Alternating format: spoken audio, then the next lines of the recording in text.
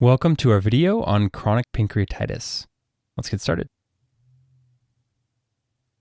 Here is our overview slide. We'll be discussing the definition, pathophysiology, etiology, clinical presentation, diagnosis, management, and complications. Let's begin with the definition.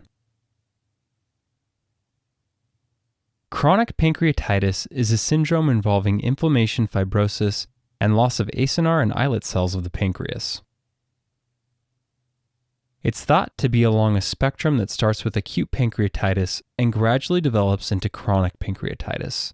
This spectrum progresses as there are more frequent episodes of acute pancreatitis leading to injury. There is first an initial insult or injury that damages the pancreas. As the pancreas attempts to heal, there is fibrosis of some tissue and regeneration of other tissue. However, as the injuries become more frequent, there is progressive fibrosis of the tissue. This fibrosis and damage eventually leads to the loss of acinar, islet, and ductal cells with a loss of pancreatic function. The etiology of chronic pancreatitis is similar to acute pancreatitis. Causes include chronic alcohol use, smoking, and hypertriglyceridemia.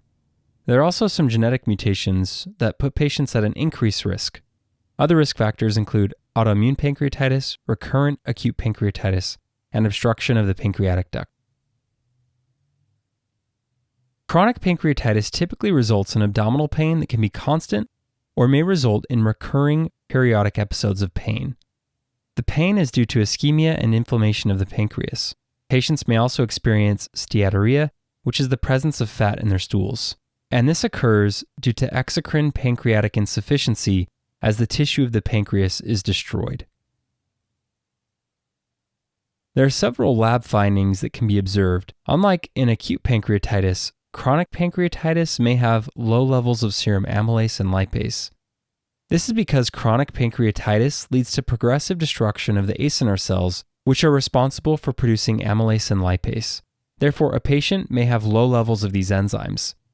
Patients may also have increased levels of serum bilirubin and alkaline phosphatase due to compression of a portion of the bile duct within the pancreas. Patients may also have deficiencies of fat-soluble vitamins, including vitamins A, D, E, and K, because they cannot break down fat properly without sufficient pancreatic enzymes. Alright, let's try a question. A 58-year-old woman comes to the physician due to severe left knee pain that started 5 hours ago. She has a past medical history of chronic alcoholism for the last 30 years. She also has frequent episodes of abdominal pain and recently began having bowel movements, which she describes as oily. An atherocentesis of the left knee yields a bloody aspirate. She also recalls an episode of bleeding in her thigh muscle 3 months ago. What is the most likely pathophysiology of this patient's increased bleeding tendency? Alright, this patient with a past medical history of chronic alcoholism and frequent episodes of abdominal pain now has bleeding and oily stools. This is most consistent with chronic pancreatitis, which has led to a decreased ability to absorb fat. This in turn has led to steatorrhea and a likely deficiency of fat-soluble vitamins, including vitamin K. Recall that vitamin K is necessary for maturation of factors 2, 7, 9, 10, protein C, and protein S. Therefore, patients with chronic pancreatitis can have reduced concentrations of these factors, which can predispose them to bleeding. A CT scan is the most frequently used imaging modality to diagnose chronic pancreatitis. On CT scan, we can see atrophy of the pancreas, ductal dilation, and multiple parenchymal and intraductal calcifications. Another potential imaging modality is MRI with magnetic resonance cholangiopancreatography, and this can provide more detailed information about the pancreatic duct. Here is an abdominal CT scan of a patient with chronic pancreatitis. The large red arrow is pointing to the pancreas, and within the pancreas we can see hyperdense white lesions, which are areas of calcifications that are seen in chronic pancreatitis. Okay, moving on to management. The main focus of management for chronic pancreatitis is pain management. The first step to decrease pain associated with chronic pancreatitis is to alleviate any aggravating factors and underlying causes of pancreatitis. For example, if a patient drinks excessive amounts of alcohol or is smoking, they should be advised to stop. Patients should also be encouraged to eat smaller, more frequent meals and maintain adequate hydration. If these interventions do not provide adequate pain relief, then patients can receive pancreatic enzyme supplements. When patients take these, it can lead to the suppression of cholecystokinin release through feedback loops. By decreasing CCK secretion, the secretion of pancreatic enzymes is also decreased. If this does not provide enough pain relief, the patient can be prescribed a tricyclic antidepressant, such as amitriptyline or nortriptyline. For acute episodes of pain, patients can also be prescribed a short course of opiates. For chronic abdominal pain secondary to chronic pancreatitis, some patients may even require chronic opioid analgesia. However, this is considered a last resort due to the risk of addiction.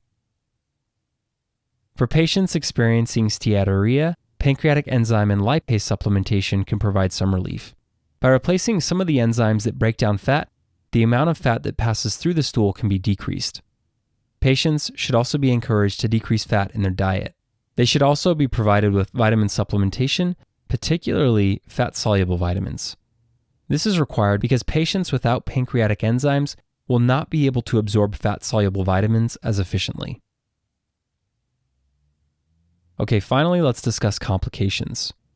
One complication of chronic pancreatitis is diabetes mellitus. This occurs due to the fact that the beta cells of the pancreas that produce insulin are destroyed. Since patients do not have any cells remaining to produce insulin, the only therapy that is effective is insulin replacement therapy.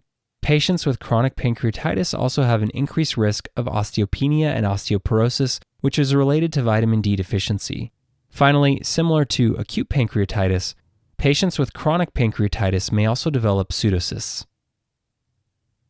All right, let's finish up with a final question. A 55-year-old man comes to the physician due to dull epigastric pain that radiates to the back. He has a past medical history of drinking alcohol daily for the last 30 years, but he quit 6 months ago. He has had 5 episodes of acute pancreatitis. He also complains of upper back pain that has worsened over time. He states that he is not as tall as before and reports fatty stools. His vital signs include a temperature of 37 degrees Celsius, a blood pressure of 135 over 80 millimeters of mercury, a heart rate of 87 beats per minute, and a respiratory rate of 15 breaths per minute. A CT scan of the abdomen reveals segmental calcification of the pancreas. Which of the following should be performed in this patient? A. Fundoscopic exam. B. CA19-9 measurement. C. Carcinoembryonic antigen measurement. Or D. DEXA scan. All right, this patient with long-term alcohol use presents with dull epigastric pain that radiates to the back. He's had 5 episodes of acute pancreatitis, and he also reports fatty stools. All of these findings are consistent with a diagnosis of chronic pancreatitis.